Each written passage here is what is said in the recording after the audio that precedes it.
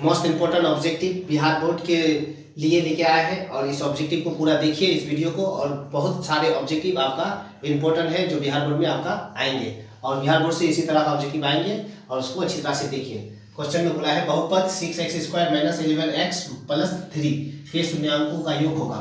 अब जानते हैं, पहले पढ़ चुके हैं योगफल क्या होता है। तो योगफल अल्फा प्लस बीटा होता है, उसका सूत्र होता है -b/a होता है। ठीक है, माइनस की जगह माइनस दोगे, b के स्थान में माइनस है तो माइनस में 11 लिखोगे और बटे a के स्थान में कितना दिया हुआ है, ये a b और c होता है। a के स्थान में 6 है तो माइनस माइनस क्या हो चुका प्लस, और ये 6 की जगह 6, ये इसका क्या हो जाएगा आंसर। 11/6 कहाँ है, यहाँ है, ये इसका आंसर हो जाएगा। लिखा हुआ है यदि एक वृत्त का परिमाप और क्षेत्रफल संख्यात्मक रूप से क्या हो बराबर हो तो वृत्त का त्रिज्या होगा। तो वृत्त का परिमाप होता है 2πr और बराबर बोला है तो बराबर देंगे। यहाँ क्या बोला है क्षेत्रफल, वृत्त का परिमाप और क्षेत्रफल, तो वृत्त का क्षेत्रफल होता है πr²। आप देख सकते हैं यहाँ कट रहा है पाई और पाई काट दिए तो यहाँ क्या बचा 2r और यहाँ बचा r²। इसका मतलब r कितना बार है, 2 बार। r एक बार यहाँ से खत्म तो यहाँ से भी एक बार r खत्म, तो यहाँ 2 बचा और यहाँ क्या बचा r।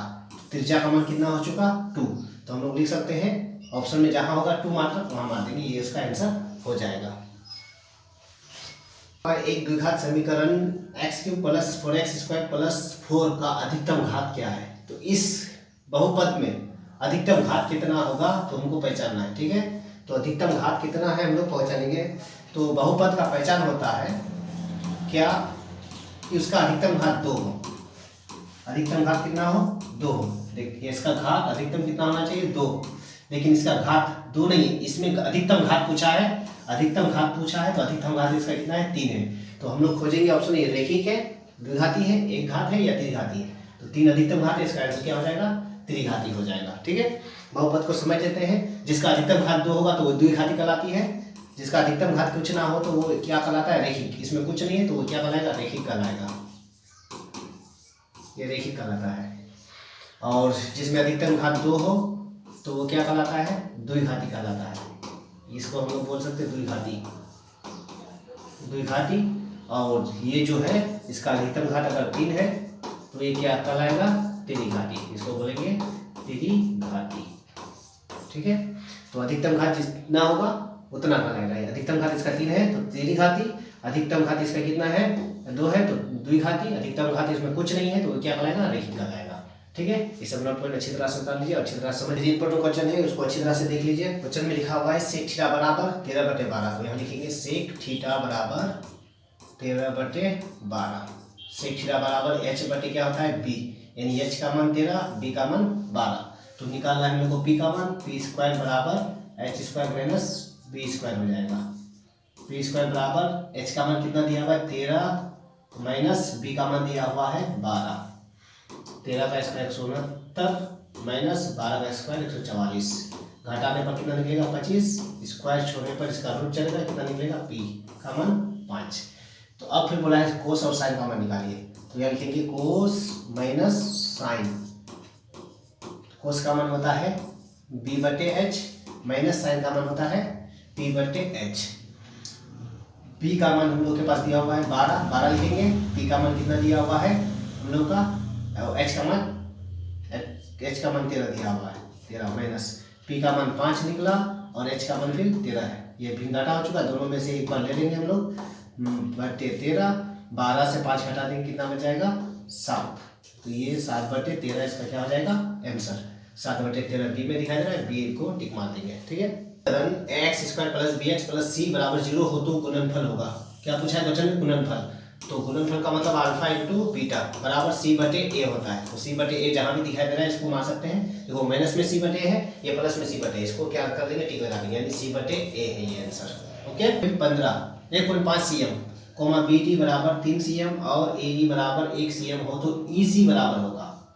तो EC निकालना है हम लोग को। EC निकालने के लिए क्या करेंगे आप देख सकते हैं, क्वेश्चन को सबसे पहले त्रिभुज का रूप दे देंगे। क्वेश्चन को त्रिभुज का रूप दे देंगे, त्रिभुज बना लेते हैं इसको।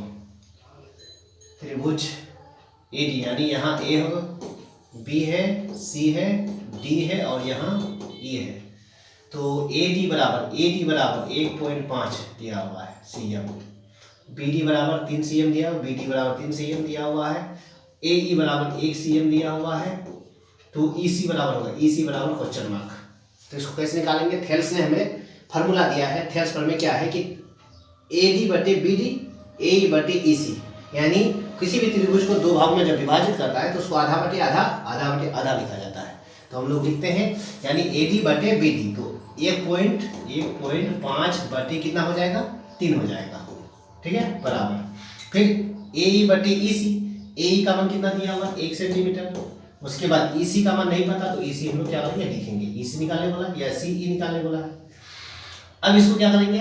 काटेंगे। देखो 1/2 बराबर 1/सी ई या ई सी, इसको इससे गुना, इसको इससे गुना, तो ई सी का ई सी बराबर 2 को इससे गुना करेंगे 2, तो इसका आंसर कितना हो जाएगा? 2 सेंटीमीटर। तो 2 सेंटीमीटर जहाँ दिखाई दे रहा है हम लोग क्या करेंगे? टिक लगा देंगे, यहाँ इसका आंसर हो जाएगा। 3x + 2 के शून्य मूल हो तो 1/α 1/β का मान निकालिए।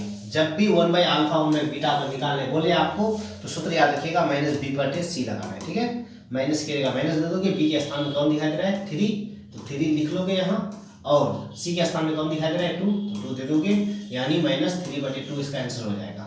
तो -3/2 यहाँ है, ये इसका आंसर हो जाएगा। मेरी कृति में टी पी टी क्यू केंद्र ओ वाले किसी वृत्त पर 2 स्पर्श रेखा है और कौन इस 100 दिया हुआ है पी टी क्यू का मान, तो पी टी क्यू निकालना है। तो सबसे पहले फिगर बनाएंगे, उस फिगर में देखेंगे यहाँ दिया हुआ है पी, यहाँ केंद्र O Q, P O Q कितना दिया हुआ? 110, क्वेश्चन में बता दिया 110। तो उसके बाद यहाँ क्या हो जाएगा? टी हो जाएगा। तो फिर निकाले पी टी क्यू का मान, पी टी क्यू यानी इसका मान। तो हम जानते हैं कि दो कोणों का योग 180 होता है। 110 दिया हुआ है यहाँ, तो 110 दिया हुआ तो यहाँ कितना हो जाएगा? अब यहाँ कितना आ जाएगा? 70 हो जाएगा। तो 70 कहाँ है? यहाँ है, इसका आंसर ये हो जाएगा।